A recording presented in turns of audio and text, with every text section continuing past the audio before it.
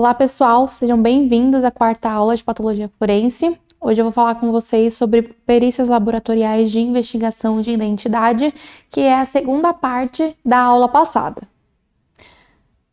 Na aula passada a gente falou um pouquinho sobre STR e aqui eu vou continuar falando um pouquinho sobre YSTR, porque assim a gente vai conseguir entender as perícias laboratoriais, tá? O STR, como eu expliquei para vocês, ele tem especificidade masculina quando associada ao cromossomo Y, certo? Então, quando a gente tem uma falta de recombinação, a gente tem um loss de YSTR ligado ao cromossomo e ele forma uma coisa que a gente chama de haplótipo, tá? E esse haplótipo, geralmente, ele é herdado de linhagem paterna. Como vocês conseguem ver aqui, neste organograma, a gente tem linhagem paterna desses haplótipos. Quando a gente tem uma transmissão desse haplótipo ao longo da linhagem, a gente chama esse haplótipo de cluster. Então, ele reflete o aparecimento e subsequente expansão das linhagens maternas. Devido a isso, a gente consegue ter características muito parecidas passadas de geração para geração, e aí tendo aquelas situações de que uma pessoa seja muito parecida fisicamente com o bisavô, o tataravô e etc. Porque esses haplótipos, eles passam muito mais fácil pelo YSTR, ok? Então, a gente precisa estimar a frequência de um haplótipo. As diretrizes dos Estados Unidos e da Alemanha, eles recomendam a utilização do YHRD. E ele consegue ser adaptável para cada país. Assim, a gente consegue uma população específica daquela região.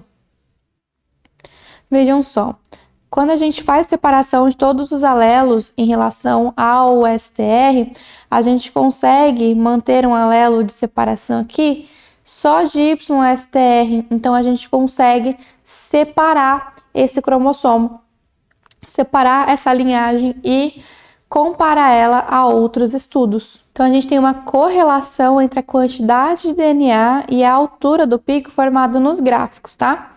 Então, a gente tem uma ocorrência de backward que a gente chama de stutter, e a gente consegue também enxergar os efeitos do drop-in e do drop-out, tá? Em pequenas quantidades de DNA. Então, quando a amostra é diminuta, a gente tem um drop-in e o drop-out. E aí a gente vai conseguir enxergar mutações genéticas passadas de geração para geração e elas vão ficando mais aparentes no YSTR. Então aqui a gente consegue avaliar quais são as principais patologias que está sendo passada para frente, tá? Números maiores de alelos múltiplos ou nulos num certo loss, ele pode dificultar a identificação do haplótipo, mas um ou mais losses de YSTR por haplótipo pode estar envolvido em mutações específicas, como por exemplo o Alzheimer, tá? Então, geralmente ela é passada de geração para geração, e isso faz com que a gente tenha o desenvolvimento da doença em uma certa pessoa. A próxima geração dessa pessoa pode ser que não desenvolva, mas a próxima geração, né, que é a segunda da pessoa doente, pode vir a ter sim, tá? Então, vejam só, quando a gente faz a relação da quantidade, a gente precisa correlacionar também com o pico do stutter e o pico do STR, ok? E aí a gente avalia esses perfis de YSTR. A gente vai avaliar ele num contexto populacional. Porque lembra que eu falei para vocês, a gente precisa ter informação da população local para a gente conseguir fazer um bom laudo genético neste caso, certo? Então, quando a gente tem um alelo nulo no loss, a gente tem uma frequência mundial de 1 para 339 e uma frequência de 1 para 54 na meta-população. Isso aqui num exemplo de população indo-iraniana, tá? Então, múltiplos anelos nulos, a gente tem uma deleção em larga escala. Então, isso vai diminuir a nossa subjetividade, tá? Aqui, nesse exemplo, a gente tem uma deleção de 6 lossos comuns, né, ao longo do segmento Y. Então, a gente tem tanto esse aqui e esse aqui também. Então, a gente tem 6 deleções comuns nessa sequência, tá? E aí, para a gente fazer esse processo de decisão e interpretação, a gente precisa de uma diretriz internacional formada, tá? Que é o ISFG. Aqui a gente tem requerimentos nacionais legais e diretrizes já existentes para a gente conseguir controlar essa coleta e essa análise. Lá dentro, a gente consegue também ter uma diretriz falando sobre a demonstração qualitativa, onde a gente pode colocar processos inconclusivos, processos de exclusão e processos de não exclusão, tá? E aí, lá dentro, a gente vai fazer uma demonstração quantitativa, certo? Sempre muito importante para a estatística a gente receber o laudo quantitativo e o laudo qualitativo, ok? Então, um homem conhecido, ele já é possível ele ser um contribuinte para a tipagem de YSTR. Então, nessa tipagem de YSTR, a gente vai realizar um fluxograma. Na verdade, quando a gente coloca essas informações lá no site da diretriz, ele consegue fornecer esse fluxograma para a gente já pronto, tá? Então, aqui a gente coloca a comparação do haplotipo e a gente vai respondendo algumas perguntas, né? Quando a gente coloca lá que é uma amostra de não exclusão, a gente precisa responder qual é a frequência em que ele aparece, tá? Se é obrigatório o uso de uma base de dados obrigatória. Se não for obrigatória, a gente consegue usar a base de dados de metapopulação, tá? E aí a gente consegue fazer uma base de contagem ou uma base qualitativa, tá? No caso, se for de exclusão, a gente vai ter apenas a declaração verbal dessa população, tá? E aí a estimativa de frequência. A gente avalia a estimativa de frequência para conseguir responder esta pergunta aqui, justamente quando a gente avalia o peso da evidência de DNA, caso a amostra coincida com um indivíduo, e aí a gente estima a frequência do perfil detectado nessa população, tá? Então a gente faz o teste de comparação. E aí o haplótipo de YSTR, ele não segue um padrão mendeliano, tá? Naquela parte de biologia que a gente aprende as regras de Mendel, ele não segue aquele padrão mendeliano. Então, a frequência deve ser estimada baseada em coleções de amostras individuais da população, tá? Então, a gente vai ter um método de contagem e um método de Laplace mais discreto, e isso pode gerar confluência de resultados. Então, precisa tomar muito cuidado na hora de fazer essa contagem, tá? O método de contagem, a gente pega uma amostra, lá a gente define o perfil de um haplótipo do YSTR e coloca no banco de dados de referência de indivíduo não relacionado. Então, a gente vai fazer essa contagem com amostras de referência que não estejam ligados ao dono da amostra original, tá? Então, não pode ser parente, não pode ser amigo, a gente evita pegar aquelas pessoas próximas que tenham relação consanguínea, tá? A gente vai ver quantas vezes esse haplótipo ele é observado em um banco de dados, tá? Que ele é geralmente representado pela letra N em minúsculo, certo? E aí a gente consegue dividir essa contagem pelo número de perfis que aparece lá no banco de dados de referência e a gente apenas divide um pelo outro, tá? Essa parte 3 aqui, ele é expresso geralmente pelo N em maiúsculo, tá? E aí a gente passa a adicionar um intervalo de confiança. Nesse intervalo de confiança, a gente delimita um pouco os valores, justamente para evitar que a gente encontre populações que a gente espera não encontrar, tá? Então, a gente sabe que em certa região, de tal ano a tal ano, a gente teve um número X de população.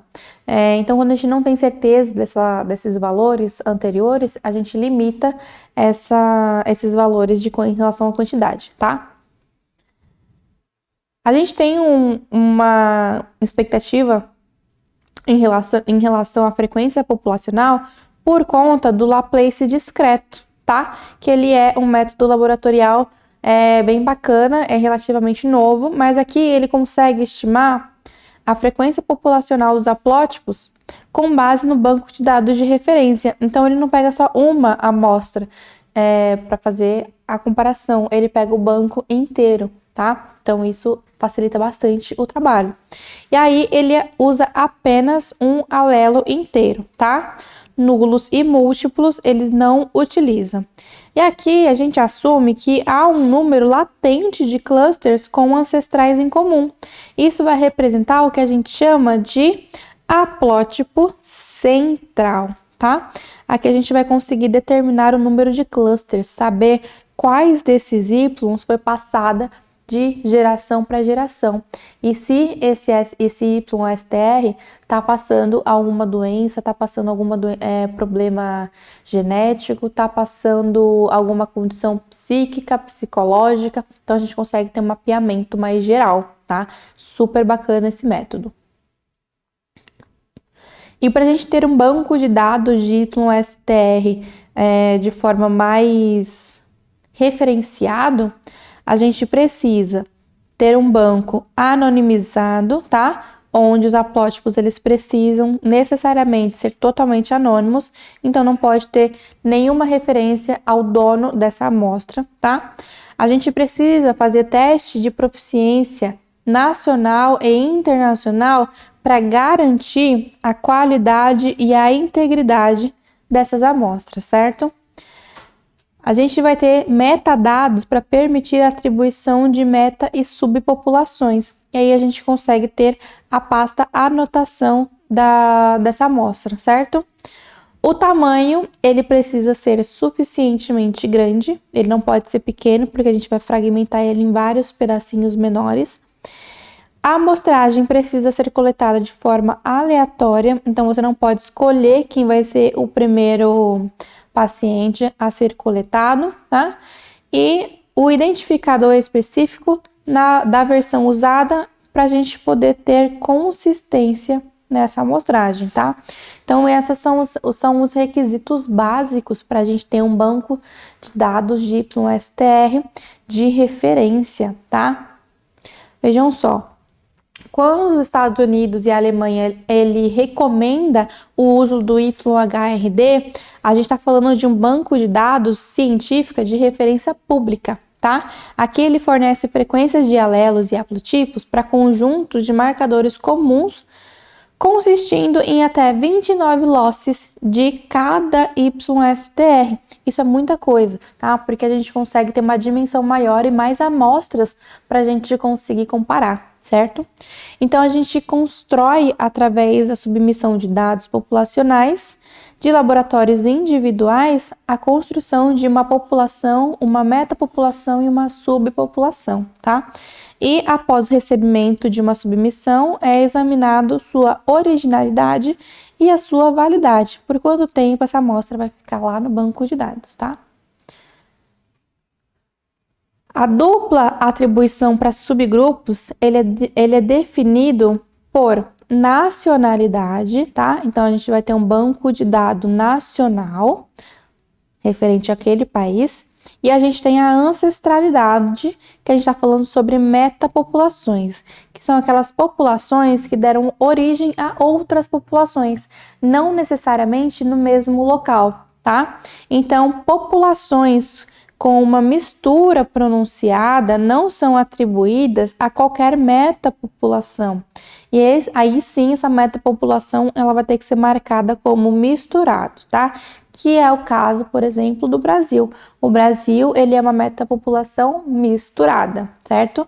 Porque a gente tem ancestralidade de vários países, tá? Então, a gente tem população com ancestralidade indígena, tem população com ancestralidade portuguesa, ancestralidade italiana. Então, a gente tem uma mistura de cada cantinho do mundo, tá?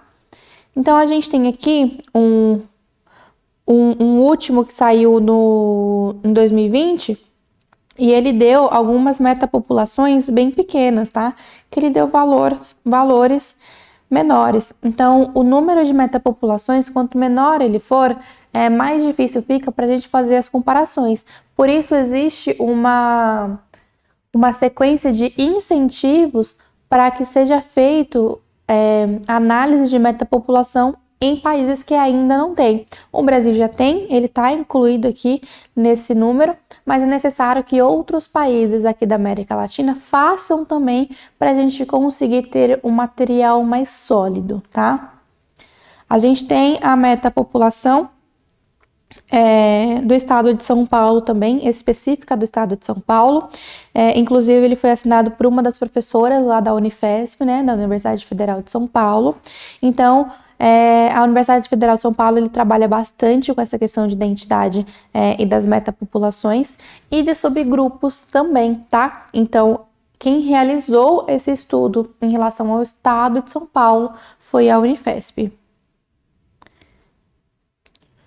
Os bancos de dados nacionais são as agências de aplicação da lei e serviços forenses, tá? Então, a depender da população nacional, a gente consegue construir um banco de dados de referência que seja aceito, de fato, legalmente para todo o sistema nacional.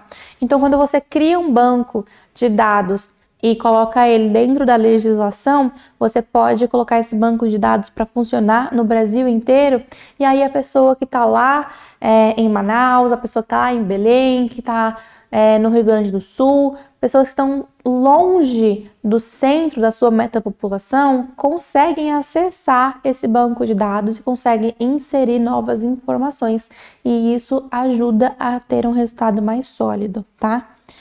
O banco de dados apropriado para representar uma população suspeita é sempre o banco de dados nacional, tá? É sempre preferível ter um banco de dados nacional para a gente pegar toda a população daquele país. E esse banco de dados ele vai ser baseado em informações de censo nacional, usado para gerir a diversidade do respectivo país, tá? Então, não é só questão de números, a gente também precisa de um censo, que aqui no Brasil é realizado pelo IBGE. Então, esse relatório final do IBGE, ele pode ser inserido dentro do Banco de Dados Nacional de Metapopulação e a gente ter essa informação do IBGE junto com a numeração que tem lá no Banco de Dados da Metapopulação e a gente ter resultados mais fidedignos e mais sólidos. A gente tem conhecido já no Banco de Dados Nacional, lá nos Estados Unidos, uma predominância de pessoas caucasianas, né? Mas a gente também tem uma subpopulação africana, hispânica, asiática e a gente tem ainda a subpopulação nativa americana, que são os indígenas da região. Eles são um número significativo, né? Eles ainda sobrevivem e resistem naquele local, tá? Na região da Inglaterra, a gente tem predominância do povo inglês. A gente também tem uma subpopulação de afro-caribenho, uma subpopulação de chineses e uma subpopulação de indo-paquistaneses, tá? Diferente da China, que a gente tem pelo menos 55 nacionalidades oficiais. É o país mais populoso, com mais subgrupos e uma metapopulação mais diversificada, por incrível que pareça, tá? Então, ele tá aí no topo dessa questão. Então, a China, ele apresentou aí cerca de 115 mil metapopulações e os Estados Unidos, 40 mil metapopulações, o Brasil, 11 mil metapopulações, tá bom? Esse resultado, ele é de 2020, geralmente ele é atualizado a cada 5 anos, então a gente pode receber novos números aí em 2025, beleza? Essas metapopulações são um conjunto de amostras de populações humanas geograficamente dispersas com ancestralidade genética compartilhada, tá? Então, geograficamente essas pessoas estão distantes, mas ancestralmente essas pessoas estão ligadas, tá? Porque elas possuem uma mesma ancestralidade. A diferença é que geograficamente essas pessoas estão distantes, certo? Então, em relação ao banco de dados nacional, a gente pode ter essa divergência entre locais do Brasil, mas nada impede também que a gente tenha uma metapopulação que esteja longe geograficamente em relação a países, uma metapopulação brasileira, uma metapopulação portuguesa, por exemplo, ou uma metapopulação norte-americana. Isso vai variar e baseia-se muito nessa questão de metapopulação, tá?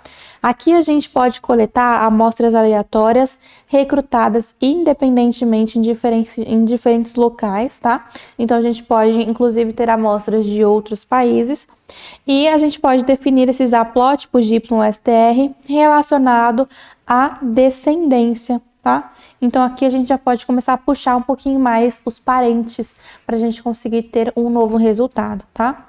Essa metapopulação, ela apresenta vantagens sobre o conceito de dados nacionais, uma vez que ele representa grupos de ancestrais em vez de entidades políticas, tá? É por isso que fora do Brasil, o brasileiro ele é considerado latino, independente se o tom da sua pele é mais escura ou se o tom da sua pele é mais clara. E por mais que você seja um brasileiro bem branquinho, cabelo loiro, olhos azuis, lá fora do Brasil, principalmente na região da Europa, você vai ser considerado latino, porque a sua ancestralidade ela é latina e eles conseguem ver essa diferença nas características físicas. Então, fora do nosso núcleo de mistura, a gente tem a mesma identidade, que é a identidade latina, ok? Então, o YSTR, ele evolui de forma bem lenta, mas ele vai continuando ali ao longo das linhagens paternas, tá? Portanto, a ancestralidade ele é melhor para capturar a distribuição desses haplótipos do que as próprias entidades políticas efêmeras, tá? Então, ao invés de simplesmente resgatar nomes e documentos, é melhor a gente fazer isso através do YSTR, tá? E às vezes, nessa questão de documentação, a gente acaba recebendo cidadania com base em critérios variáveis, principalmente em relação a documentos. Então, sempre o ideal é fazer a busca pelo YSTR, ok? O sistema de metapopulação, a gente usa informação ligada à ancestralidade que a gente chama de dados linguísticos. Então, a gente consegue saber que populações com línguas diferentes, eles podem ser próximos geograficamente, mas exibirem uma distância genética significativa, tá? Como, por exemplo, a população polonesa e a população alemã na Europa, que falam a mesma língua, mas geneticamente não possuem ancestralidades combinadas, tá? Os países multiétnicos, né, principalmente sul-africanos, de ascendência holandesa ou britânica, eles estão incluídos na lista europeia de metapopulação e não na categoria África subsaariana, tá? Porque eles estão na identidade genética, eles estão mais próximos, né? Estão ligados à metapopulação europeia, tá? O que a gente pensava ser africana subsaariana, na verdade não, ela é uma linhagem europeia, ok? E aqui a gente consegue ver um pouquinho sobre essas ligações, tá? Várias populações que a gente achava que tinha ligação com uma outra população e às vezes não tem, e populações completamente diferentes que possuem essa conexão de linhagem com outro país que a gente nem imaginava que tinha, tá? E aí, o que acontece? Localização do crime, ele deve ser como um critério principal para selecionar a metapopulação apropriada, tá? Isso vale tanto para crimes quanto para doenças genéticas, tá? Então, vamos supor que a gente tem aí um suspeito com quem o perfil YSTR corresponde com o norte africano, tá? Mas o crime aconteceu na Alemanha. Vamos guardar aí essa informação. O crime aconteceu na Alemanha e o perfil YSTR corresponde ao norte da África. Então, vamos ver. Um examinador de uma perspectiva neutra, ele deve usar a metapopulação da Europa Ocidental como uma população suspeita, tá? Ele não vai usar a metapopulação do norte da África, certo? Por quê? Por mais que esse YSTR corresponde ao norte da África, não é essa metapopulação que ele vai utilizar. Caso contrário, ele vai assumir que qualquer possível suspeito provém exclusivamente da metapopulação do norte da África. Então, como aquela população do norte da África tem uma ligação genética de ancestralidade, quando ele puxar o perfil YSTR desse suspeito, ele vai encontrar vários possíveis suspeitos quando ele puxar na ancestralidade, tá? Então, como aquela ancestralidade geneticamente é parecida, a gente não pode comparar lá para descobrir quem é. Na verdade, a gente tem que fazer o trabalho de exclusão, comparar com a Europa Ocidental, ver qual é o diferente da ancestralidade, porque a ancestralidade desse Y não vai ter nada parecido com a população da Alemanha, muito menos com a metapopulação da Europa Ocidental, e aí ele vai conseguir saber quem é o diferente, e assim, por exclusão, conseguir confirmar quem é esse suspeito, certo? Eu espero que vocês tenham gostado dessa aula. Qualquer dúvida, pode comentar aqui embaixo que a gente pode discutir mais sobre esse assunto e eu espero vocês na próxima aula.